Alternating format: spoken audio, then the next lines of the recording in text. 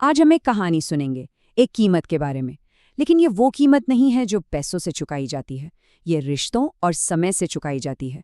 ये एक ऐसी कहानी है जो शायद हमें ये सोचने पर मजबूर कर देगी कि हम अपनी जिंदगी में असल में क्या खो रहे हैं। कहानी का नाम है प्रीपेड मृत्यु। सुनने में थोड़ा अजीब लगता है ना, पर ये एक पिता के इंतजाम की कहानी है, अपने बेटे की सहूलियत के लिए।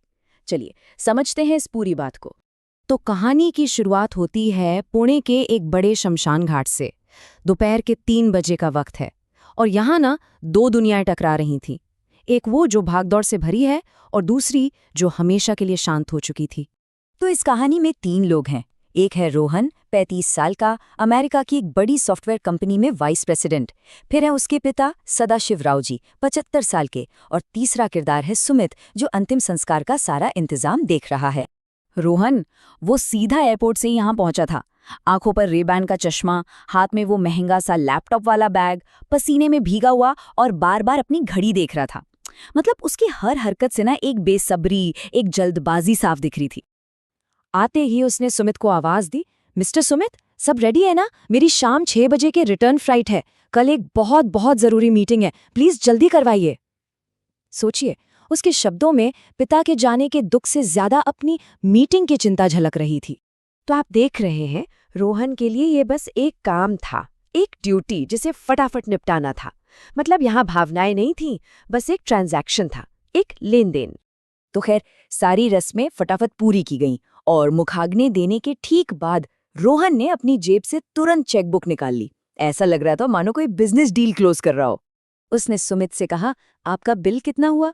50,000? 1 लाख? बताइए, मैं अभी चेक बना देता हूँ। देखिए, मैं दोबारा नहीं आ पाऊंगा, तो ये अस्थि विसर्जन का काम भी आप ही देख लीजिएगा। मतलब वो अपने पिता के अंतिम संस्कार को भी आउटसोर्स करना चाहता था।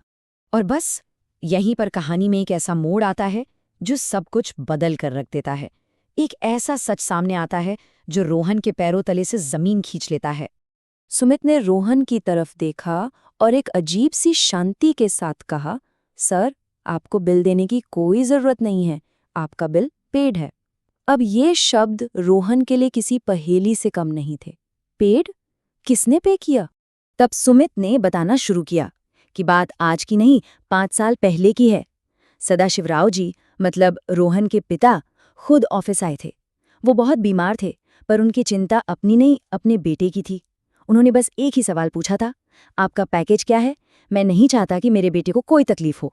और उसी दिन उन्होंने 50,000 रुपये एडवांस जमा कर दिए थे और साथ में एक चिट्ठी छोड़ गए थे।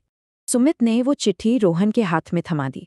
रोहन के हाथ कांप रहे थे जब उसने उस लिफाफे को खोला। ये उसके पिता के आखिरी शब्द थे। चिट्ठी में लिखा था, मेरे प्यारे रोहन, बेटा, मुझे पता है तुम बहुत बिजी रहते हो। एक बूढ़े की लाश के लिए तुम अपने करियर का नुकसान मत करना। सोचिए, एक पिता के दिल में अपने बेटे के लिए कितना निस्वार्थ प्यार था इन शब्दों में। तुम आ सको तो बहुत अच्छा है, पर अगर ना भी आ सकूं तो मुझे कोई शिकायत नहीं होगी। बेटा, तुम्हारा करियर बहुत जरूरी है। ये सिर्फ शब्द नहीं थे, ये एक पिता का आशीर्वाद था जो अपनी मौत पर भी अपने बेटे की कामयाबी की दुआ कर रहा था।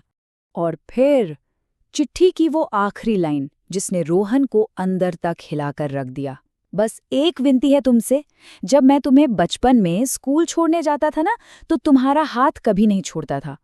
आज जब तुम मुझे मुखाग्नि दो तो बस तुम्हारा हाथ कांपना नहीं चाहिए। बस इन शब्दों ने रोहन के घमंड को, उसकी उस भागदौड़ भरी दुनिया को, उसकी सारी जरूरी मीटिंग्स को एक ही पल में जलाकर राख कर दिया। उसके हाथ कांपे और चेकबुक उसके हाथ से छूटकर नीचे कीचड़ में जा गिरी।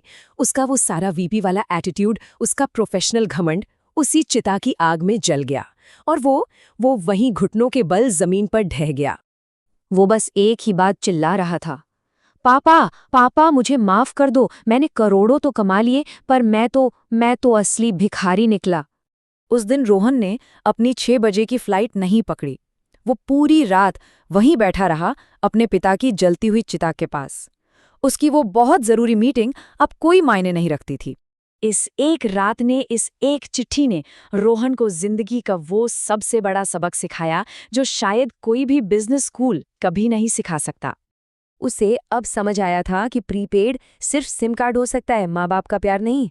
सिम कार्ड लिमिटेड होता है, उसकी एक कीमत होती है, पर पिता का प्यार, वो तो अनलिमिटेड होता है, निस्वार्थ, बिना किसी कीमत के। हाँ, कोई एजेंसी अंतिम संस्कार तो करवा सकती है, लकड़ियां भी जुटा सकती है, पंडित भी बुला सकती है, लेकिन वो आंसू कहाँ से लाएगी, वो साथ कहाँ से लाएगी? वो तो सिर्फ खून के रिश्तों का हक होता है। ये कहानी ना हम सबके लिए एक सवाल छोड़ जाती है। हम सब अपनी भागदौड़ भरी जिंदगी में इतने उलझ जाते हैं कि अक्सर उन रिश्तों को, उन लम्हों को पीछे छोड़ देते हैं जो सच में मायने रखते हैं। तो एक पल रुककर ये सोचना जरूरी है कि हम किन चीजों की असली कीमत चुका रहे हैं।